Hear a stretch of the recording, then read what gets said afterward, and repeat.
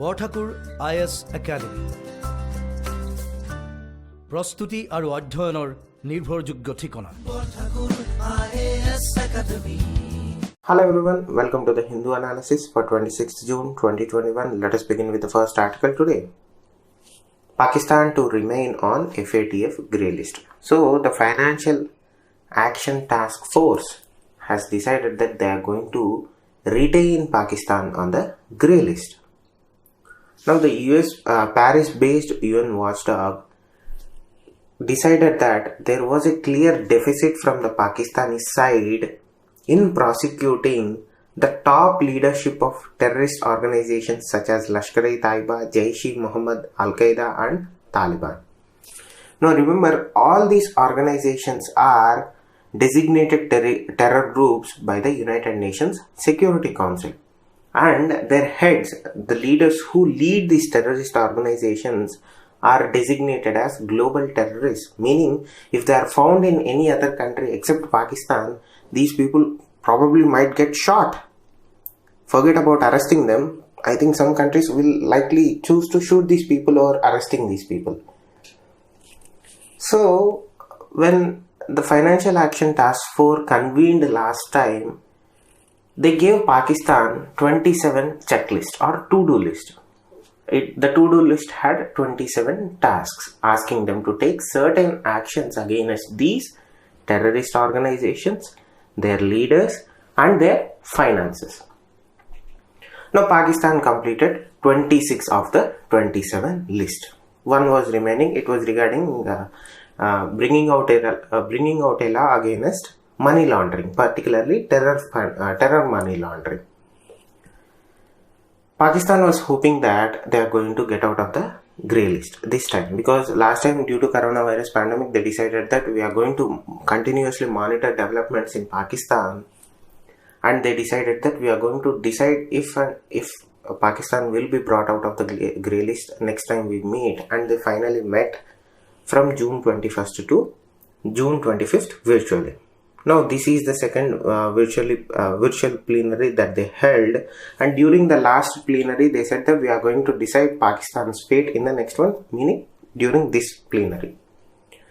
Despite completing 26 out of the 27 given tasks by the FATF, the watchdog or the grouping decided that it is better to keep Pakistan in the grey list, and in addition to the existing 27, they asked Pakistan to complete another 6-point list of tasks, particularly relating to money laundering actions.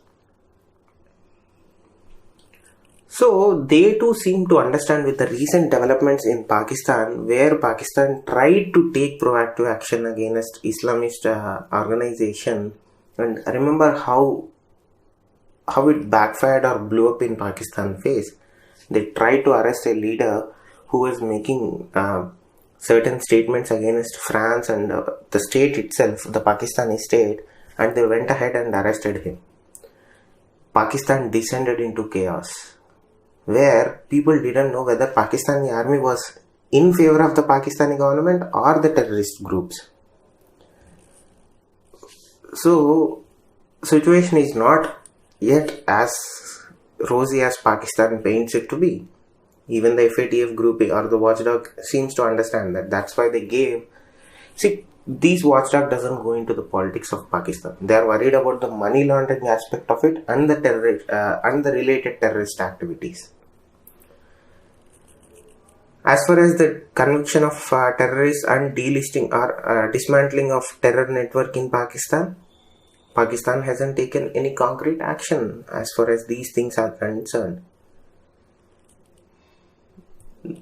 So the threat on Pakistan is that if these things are not done according to the wishes of the watchdog or according to the parameters given by the watchdog, Pakistan will be moved into blacklist, meaning no more international aid coming into Pakistan. More likely, except other sources like Russia or China. Now, the statement from the president is though kind of diplomatic in a sense that he clearly stated that FATF encourages Pakistan to continue to make progress to address as soon as possible the one remaining countering finance of terrorism related item by demonstrating that terror financing investigations and prosecutions target senior leaders and commanders of UN designated terrorist groups. The problem is Pakistan is saying that we are going to arrest them, we are going to investigate them, we are going to prosecute them according to the law of land, Pakistani law, and we are going to dismantle terror networks. But it seems that day in day out they are getting stronger instead of getting weaker. So as of now, Pakistan is still on the grey list. They have given 6 more additional tasks to be adhered to, but we have to wait and see how Pakistan is going to do or fare well in the next plenary. Moving on to the next article related to the same thing. Like always expected, India is politicizing FATF process according to Pakistan. Now one of the ministers of Pakistani government had said that or accused India of attempting to politicize the process at the Financial Action Task Force plenary. Now, his statement is that whether we admit it or not, everyone at FATF knows that India's goal is to make the technical forum a political one by targeting Pakistan. Now, he says that they have raised the same issue at the FATF plenary to the FATF officials in Paris as well, but as far as this accusation is concerned, India is not responding to it. India has chose not to respond to this because this accusation is not new. Every time there is a FATF process or a plenary that is going on or taking place, as a defense mechanism, the Pakistanis choose to come out and say that FATF is being used against Pakistan by India. So again, you know how bad the economy of Pakistan is doing right now. Now, if they go into the blacklist instead of the grey list that they are in right now, the economic structures and the restrictions that the country is going to experience from international consortiums or international banks is going to be huge. See, once it moves into blacklist, no international bank or lending agency is going to give money to Pakistan. That it is going to wreck already weakened and decimated economy of Pakistan right now. So it's like they are in a very bad place, but they seem to be doing all the wrong things here instead of doing the right things. So instead of complying with the FATF guidelines, there seems to be saying that we did 26 out of 27. You asked us again, you are giving 6 more. Our rules and procedures are clear. We cleared all the deficiencies that we had. We addressed every issue that you raised. Now we only ask FATF to treat us equally. So Pakistan is stuck in that loop where they are saying we are in the right place, you are in the wrong place. So again, the next plenary, see, it is going to take a lot more to put Pakistan in the blacklist. But as long as it is in the grey list, there is a threat of that blacklisting being held over its head. As far as the focus of the plenary or the entire FATF in regards to Pakistan seems to be only one thing. That is, whatever you do with terrorists, we are not worried about, but you have to address the terrorist financing. They are trying to take away the fuel from the fire, but Pakistan is not intent on taking that action. So we have to wait and see how FATF decides in the next plenary and how India is going to use its own assets and leverages to get what it needs in this forum. So let's wait and see what Pakistan will do in the meantime. Moving on to the next article. IT Minister slams Twitter for blocking his account, taking arbitrary action. I chose this article for 2 things. One, the irony. The irony in this article is top notch. How many last attempts are Indian government going to give Twitter? See, this incident is the classic example of how Twitter chooses to operate in other countries. See, they chose to block or restrict access to our own IT minister's account on Twitter citing an American law. Twitter is operating in India. Twitter must adhere to Indian laws, but they blocked Indian minister's account citing an American law. So it became, the moment they decided to restrict access to his account using an American law, it turned into an Indian law versus American law situation.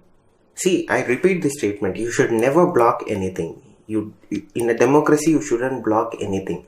But that doesn't mean that action cannot be taken on them if they are not following the rules and regulations of the land. See, it's not about what your ideologies are, what your opinions are. It's about, if you boil down everything to a practical point of view, it's a single point agenda. That is, whether they are complying with the law or not. If they are complying with the law, well and good, move on. You don't go into the politics of it. If they are not complying with the law, the immediate action is legal action. So moving on to the next article, third COVID-19 wave unlikely to be as severe as second. Now, scientists from Indian Council of Medical Research and Imperial College London conducted a modeling study as to what would be the impact of a third wave on India.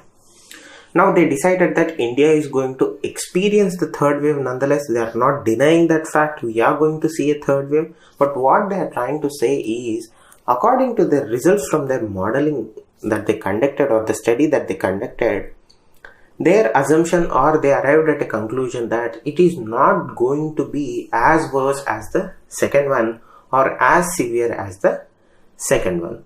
Now, scientists from both these organizations said that in order for the third wave to be devastating as the second one, at least 30% of the entire population had to be infected, and they must lose their immunity. Meaning, so let us say 30% of the population has already been infected by COVID-19, and we know that what would be the end result of COVID-19. When somebody recovers from the COVID-19, their body exhibits antibodies for COVID virus. So they develop a sense of, their bodies develop immunity against COVID-19. When these scientists conducted this modeling study, they took away that aspect. Meaning, even though the 30% of the population is infected, let us assume that that 30% of the population lost its immunity and are vulnerable to new variants of virus contracting them. Let us say the Delta variant or the Lambda variant that we are seeing in UK. So they observed that whatever the pre-existing immunity that we have right now in our population, they took away that parameter. When that parameter is taken away, they potentially saw a worse third wave than the second one. But with that immunity, with that vaccination, with that medical infrastructure in place, we are slightly better prepared for a third wave than the second wave. Now, several scenarios were considered where one would be the complete loss of immunity from previous waves. First wave, we had certain percent of the population develop immunity for the COVID-19 virus. In the second wave, we saw majority of the population developing immunity for the new variants of the COVID-19. In the third wave, they took away that entire immunity scenario, and 100% of the population is vulnerable to the new variants that are emerging. The AY1, that is the Delta Plus variant, or the Lambda variant that we are seeing particularly in other countries right now. Now, when you take away that concept of immunity or the protection of immunity that certain percent of the population has, we are actually turning the clock backwards, meaning we are going to the November 2019 and January 2019 days, where 100% of the population was vulnerable to COVID-19, and we have to reimpose lockdowns on the basis that we have to protect population. Now we have many more realistic scenarios where at certain percent of the population is immune to the disease because they have already contracted COVID-19 and have recovered and have antibodies or antigens. Certain percent of the population, though less, but better than the initial stages, are vaccinated as of right now. And we have therapeutics and treatments in place to treat COVID-19 effectively. So, like any study that has been published in the last 2 years, the one solution that they conclusively arrive at is vaccinate your population. That's the only way that you can come out of this cycle. So, moving on to the next article, prepare the groundwork for Naya Kashmir. Now, is this the first time that the political leadership of Jammu and Kashmir or the political parties from Jammu and Kashmir are pressing and the central government pressing the re-button on how they engage? The answer is no, because it has been done in the previous years also by successive governments. Every time there is a new problem arising out of Jammu and Kashmir, it seems that the political parties that are from Jammu and Kashmir and the central government press a reset button on how they engage and how they bring in the federal structure of Indian government or Indian polity into the picture. Now the idea here is the scenario on the ground is very different than what it used to be. Now, one of the things that I have been particularly reading in news articles recently, and I have been getting feedback from certain percent of my friends, was that India is doing this because of external pressure. The other here and various other experts in this particular domain of internal security and particularly related to Jammu and Kashmir, whom I have been speaking to, they say that this perception is wrong. And this author of this editorial also is saying that, see, policies on Jammu and Kashmir rarely shift under international pressure. No government till now, or no government's decision till now regarding Jammu and Kashmir had any bearing of international pressure. Even in the worst of the worst situation, India acted independently. See, the idea that we did all this because the US was angry, Biden was angry, trust me, Biden doesn't even know where he is standing right now. So that's a joke, please don't take it seriously. But India does not operate on international pressure in Jammu and Kashmir.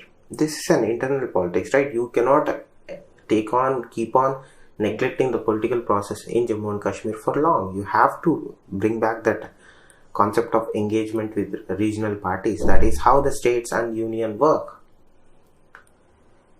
Now, when you talk about the security matrix of the region with Afghanistan and Jammu and Kashmir in a single sentence, US pulling out of Afghanistan and Taliban regaining control of Afghanistan is a real threat. But that should be one vector of the entire negotiation. That shouldn't be the entire conversation. That should be just one point in the whole engagement. But nonetheless an important one too. Now the government has been very critical of the Gupkar gang, or that was how the Home Minister chose to identify that Gupkar alliance in Jammu and Kashmir. But now things have taken for a good turn. Things have changed because the mainstream political parties of Jammu and Kashmir are negotiating with the central government. They are engaging in talks. The rhetoric that we used to see from the mainstream political parties of Jammu and Kashmir, we are no longer seeing that same rhetoric.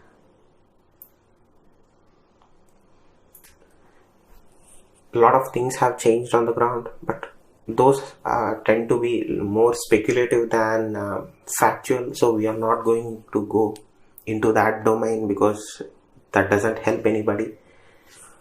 So to summarize, first,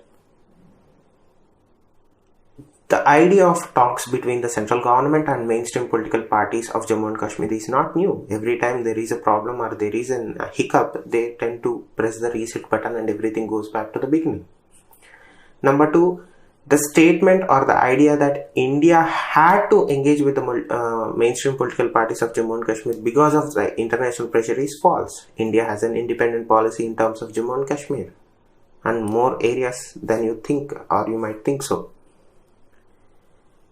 The third point that you have to keep in mind is, yes, Afghanistan is a problem, Taliban getting control and pushing off terrorists that emerged from Taliban into Jammu and Kashmir is a real threat, but that is not the whole idea, or that is not the mainstay of the engagement between central and state governments, particularly in Jammu and Kashmir. That is one vector of the entire discussion.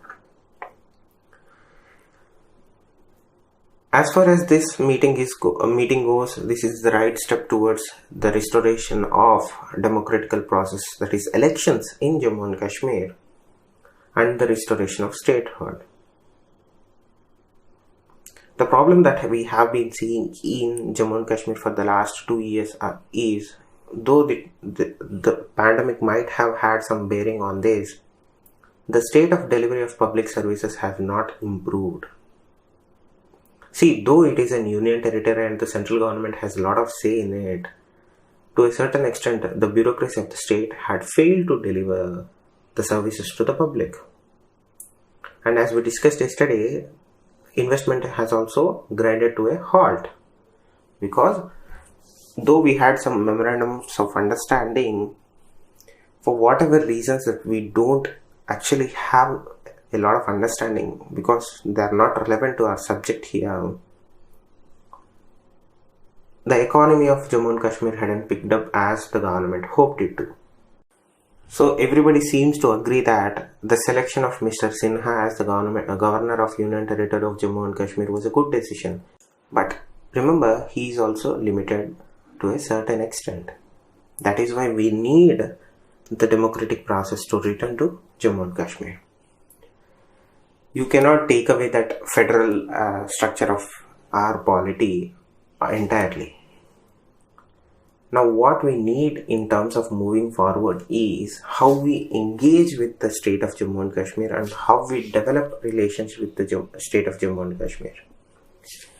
Before anything is taken or any transformative steps to happen in Jammu and Kashmir, the youth of the state have to be engaged. One of my professors in the university, when this particular issue came up for discussion in one or the other forums, he used to stay in Jammu and Kashmir for long periods of time because of his teaching commitments. And his perception was particularly very interesting because he used to live there and he used to interact with the people on a day-to-day basis. And his idea was, there was a clear disconnect between the youth of the state of erstwhile Jammu and Kashmir and the rest of the India. And I found it particularly interesting in the terms that there is no direct interaction between, or a greater interaction between, the youth of Jammu and Kashmir and with the rest of India. Now it has improved to a little extent, but it should be even more than what it is right now. Until and unless that integration takes place, there is going to be some sort of uneasiness when you talk about the ground situation or the societal dynamics of Jammu and Kashmir. Now, any policy that central government frames for the healthy federal structure or the healthy development of the Union Territory of Jammu and Kashmir, it should always keep in mind and respect the old structure, all while emphasizing and providing a lot of push to the new youth coming out of Jammu and Kashmir. That is how you get progress, that is how you get peace, and that is how prosperity happens. So it should be that whatever the policy that the government of India decides to frame in terms of the Naya Kashmir that we are talking about, it should be entirely surrounding or based on the development and empowerment of youth of the state. That is the gist of this editorial. So moving on to the next article, the IAC will be commissioned next year according to our Defence Minister Rajnath Singh. Now, this is the first indigenous aircraft carrier which we are building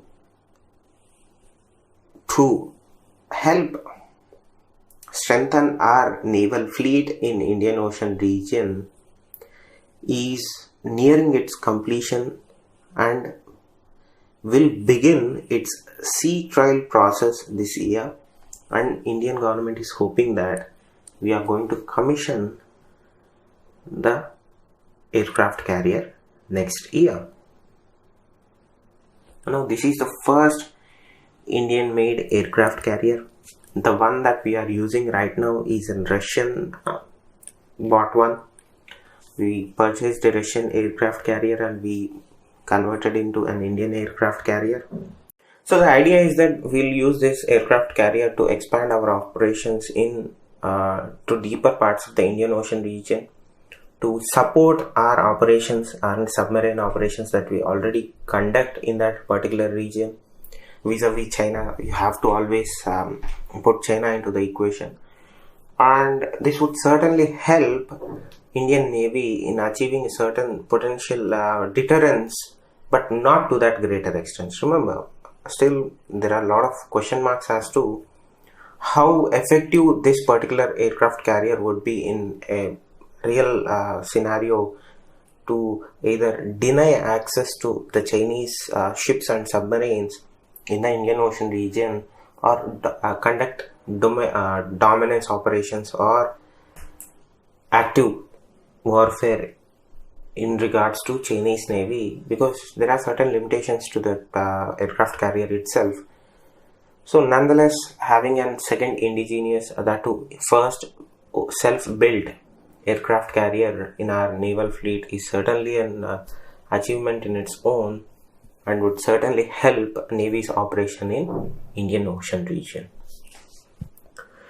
So coming to the next article, the carrier will be the Navy's most potent platform. Now we know that the construction of the aircraft carrier has completed to a certain extent. It has to have its sea trials.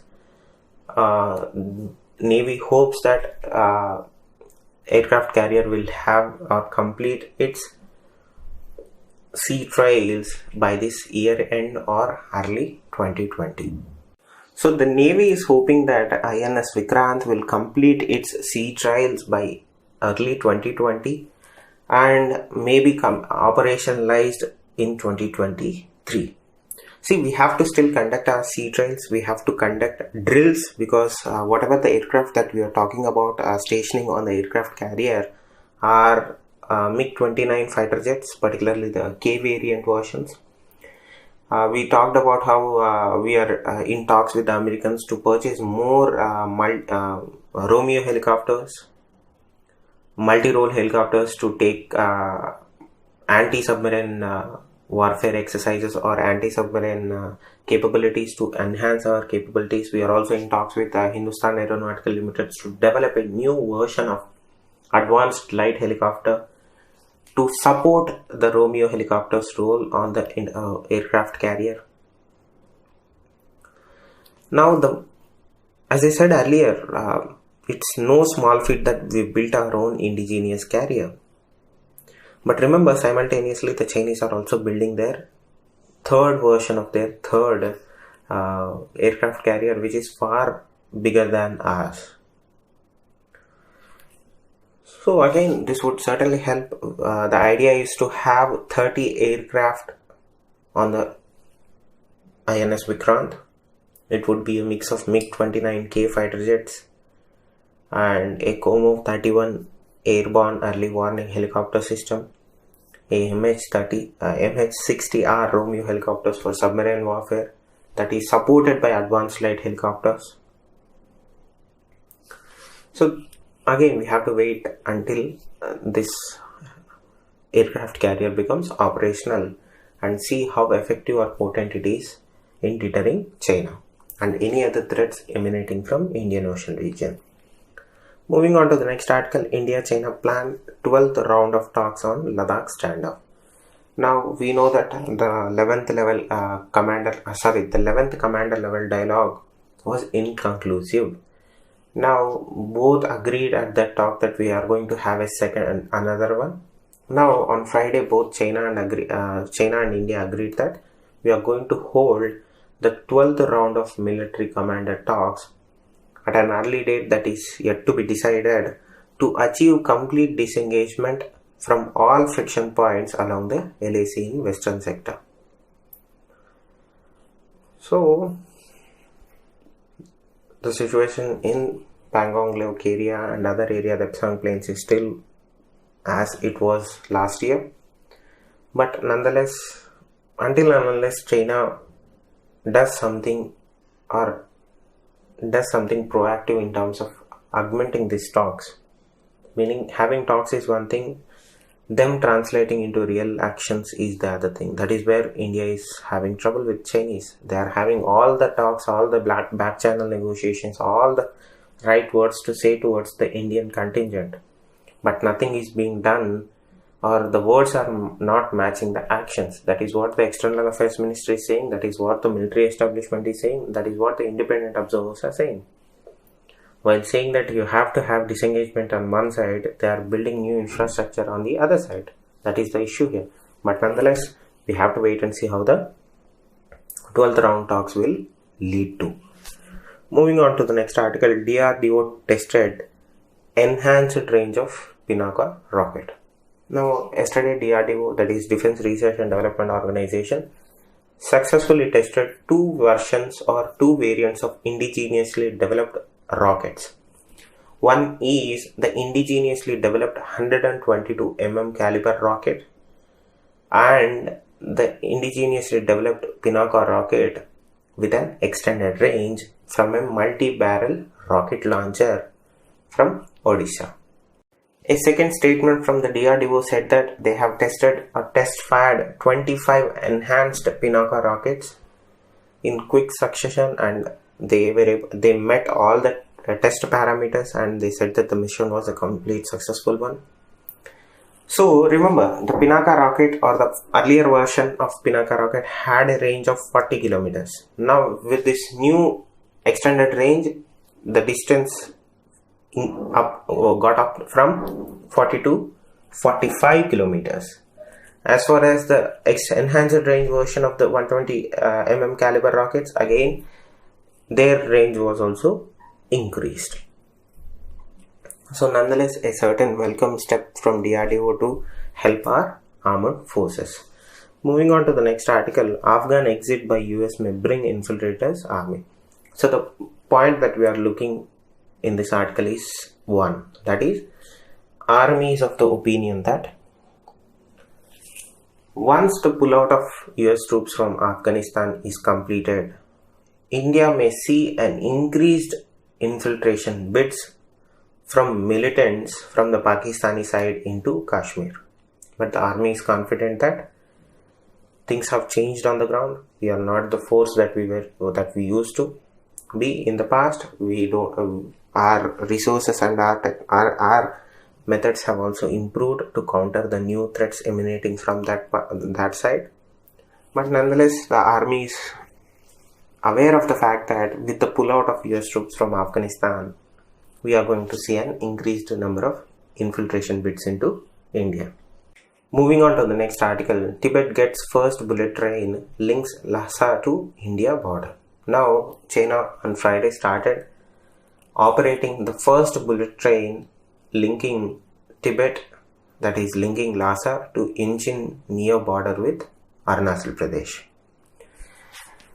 Now this Lhasa-Inchin railway is critical in terms of, in case situation turns sideways with in LAC or in Ladakh and other areas, this railway line increases the capability of Chinese army to deploy resources in a much short time.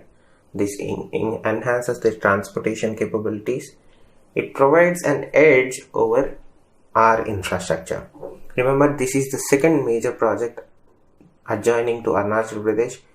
Few months back, last month they completed a construction of highway which is strategically significant through the Grand Canyon of Zangbo River, that is the Brahmaputra River that flows in Tibet. They call that Zangbo River.